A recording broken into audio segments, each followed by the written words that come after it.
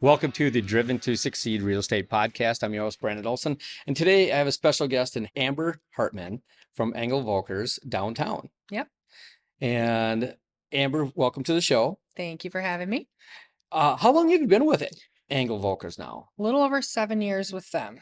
Okay. So I'm just a little over eight, not close to 9 years in real estate overall. Yes.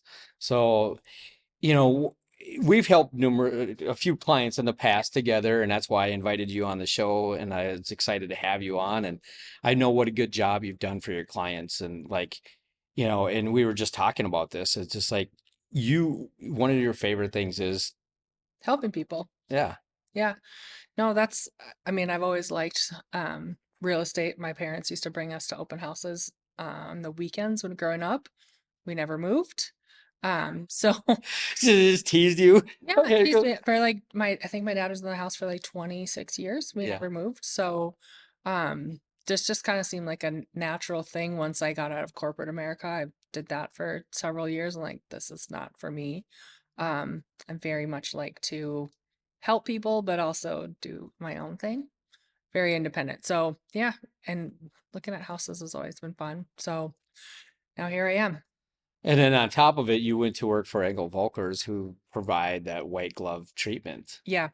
Yep, we are definitely focused on helping the client. It's our motto is white glove service at any price point. So, no matter if you're $100,000 condo or a $2 million property, you're gonna get the same service. Yeah, I mean, because you look at the different real estate companies, and they all have their own identities, but Mhm. Engel Volkers definitely sits at the top, and like Sotheby's is up there, like Yeah, as far as that level of treatment that you get and the professionalism that you get.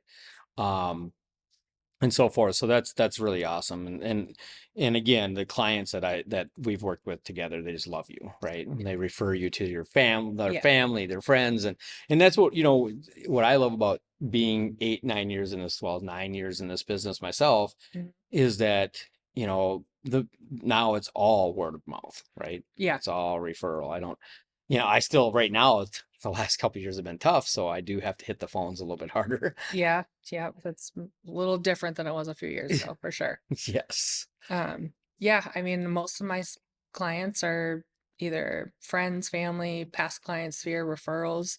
I haven't, when I first started, I bought leads from Zillow and Realtor.com, and yeah, I wouldn't do that ever again because Yeah. the quality of client is much different now too. Like these people end up being my friends. Like I've gotten invited to weddings, baby showers, birthday parties. Like I don't, I mean, as like somebody who's working for someone else, like that's just doesn't really happen. No, that's not a normal thing to No, get to go to a wedding or a birthday party even, a right? very nice wedding. Like, I was like, really? You want to pay for us to go to the wedding at Bear Path? Like, right? okay. My friend still says that's the best wedding I've ever been to. I was like, yeah. And I'm actually currently helping the parents of that couple that got married. So Well, that's a true testament of what kind of service you provide and like what kind of person you are, yeah, right? And it's like I'm friend collecting, not client collecting. That's kind of how I look at it. There's been very few people in my career where I've like, if I didn't work with them again, it would be right, okay. I would right. say like 95% of the people, like I stay in touch via like Facebook or just quarterly check-ins. I'm doing Christmas cards, birthday cards, just want, like I'm here and I genuinely care. And Right. that does, get translated over all the stuff. Like now well, I'll tell you, I'm pregnant and I've had several clients. They're like, are you having a baby shower? We want to come. I'm like, okay. It's a little weird because I'm on the other side of this where, Sure. my love language is like gifts and acts of service. And now I've got these people trying to do Trying that to do for the same for me. you. I'm like, okay. I mean, I'm not used to it, but I'll take it. Right. So Got to get a bigger venue. yeah. Well, my sister and my best friend are hosting a baby shower, and they both have smaller places. Like we built a house a few years ago, and I made sure it was open floor plan because Right. I planned on doing entertaining, not only friends, family, and I do client events there. So I was like, you can have it at my house, and be a lot of my clients there too. Right. So, and a lot of them have been there. So I can, That's amazing. yeah. That's truly awesome how you clients actually can we come? Can we? That I got a that random like card and a gift card right away when I announced it on Facebook, and I was just like teary-eyed. I was like, "Oh, it's so nice that somebody thinks of me like that," which I mean, I do it, but I've never expected that. That's just part of who I am. I like to shop, and it's the way It I can works spread love. works right into your life, right? Yeah, yeah. Well, that quarterly touch, and that's the one thing that I've lacked specifically, like in the last, even though my business has gone down and 2023 was really hard, you Mine, know, mine too. it's still been like, I started another company, and I got the team, and I get this, and it's so hard to try to stay on top of that. And Yeah. like, I just sat through a webinar yesterday about, going through your clients and making sure you stay on top of it. And always, and like, we, we have, a way to do things, and make sure we take the right notes, and make sure, what the one thing I'm jealous of a real estate agent, at the same time I'm not, but you get way more FaceTime with people. You get to Yeah. meet the kids, right? And Yep. you're talking to generally both parties hmm all the time. There's very few times that like I get to do any of that, right? And I get to maybe see them at the closing table, Right. unless I already know them, like they come from my sphere in the first place, right? So so I'm working on, trying to get more involved in asking the right questions, like, hmm just simple things like, hey, what's your favorite food? What's your favorite drink? Because then there's ways that I can then Yep. come back in the future and, correlate that, and make sure that I am that party that they're coming back to again, hmm right? So I get very jealous, and specifically when it sounds like you have quarterly check-ins, and you do your mailers, your Christmas cards, and get all that. We do all that. But it's still that personal touch that you get to have. And I'm gonna have a personal touch right here. He's gonna climb up on my lap. We got another guest here. This is Maverick. This is his third podcast of the day, so he's gonna say hi. Hi, buddy. Probably get more likes just because of this, right? Hey, anything helps. Like shameless plug. Like honestly, like when I post pictures of my cats on Facebook, they get the most. It's like besides the pregnancy posts, like my cats blow everything out of the water. So like I'll use them. Yeah, I got into this. It was funny. So, not to get too far off topics, but we are expected to do a lot on social media, right? hmm And we got to have a reach and so forth.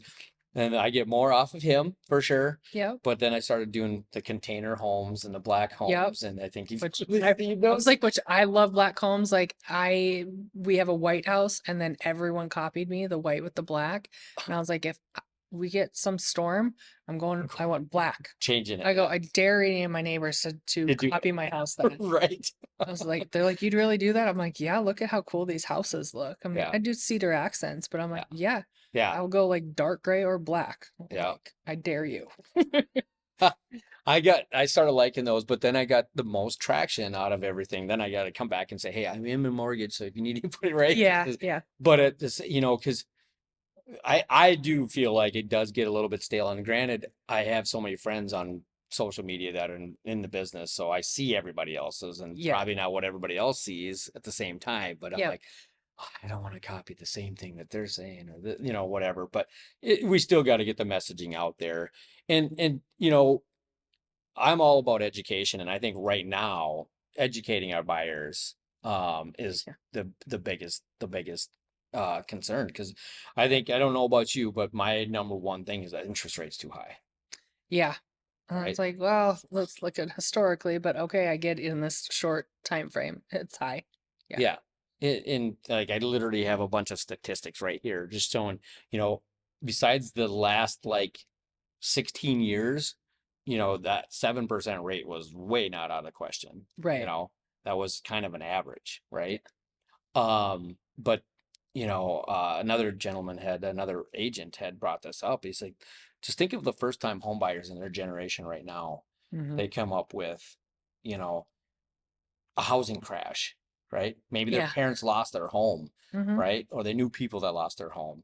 So then the values had tanked. And then, you get COVID and interest rates drop way down, and a $400,000 house is a $2,500 car, payment. Mm-hmm. I almost said car payment. There's car payments right now that are I know. $2,500 almost. We went car shopping and I was like, what? $1,000. That's what it would be. I was like, mm, I don't need a new car, but I still might get one, but still, yeah, Right, $1,000. So I'm like, why are you bad at like your home's 3,000, but you're willing to spend $1,000 on a car?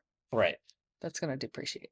Yeah, and then we get then I get a buyer and they have two car payments that are $1,600 total, right? Mm-hmm. They're trying to buy a $400,000 house. And it's like, holy cow, Yeah. can't get there. It so besides that point, besides the car industry, the people are like all waiting for housing value prices to come down and waiting for interest rate to come down. Well, it's very unlikely that housing prices are going to come down because of supply. Yeah, we're very short in inventory still. Yeah. So why wait when you should be buying now when you can always refinance later when rates do come down? Because that the problem is and you look at the beginning of COVID when rates just dropped and values of those homes just skyrocketed. Yeah. You know, I took advantage of it, so I'm like, yeah. yes, you So did. my interest rate starts with a two, so yeah. Right, right.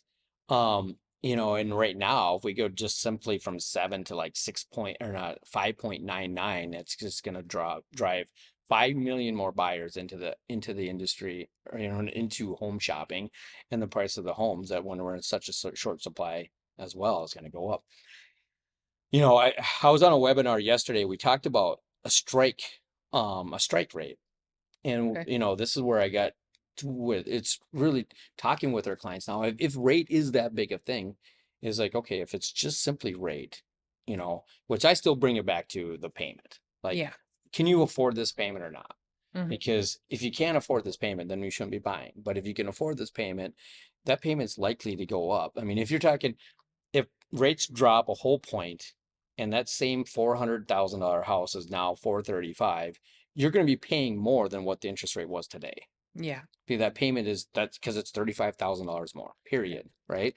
So you can't trade an interest rate for $35,000, right? So, but you can take that $400,000 home and now have a $400 cheaper rate or a $300 cheaper payment because the rate's a point less, right? Yeah.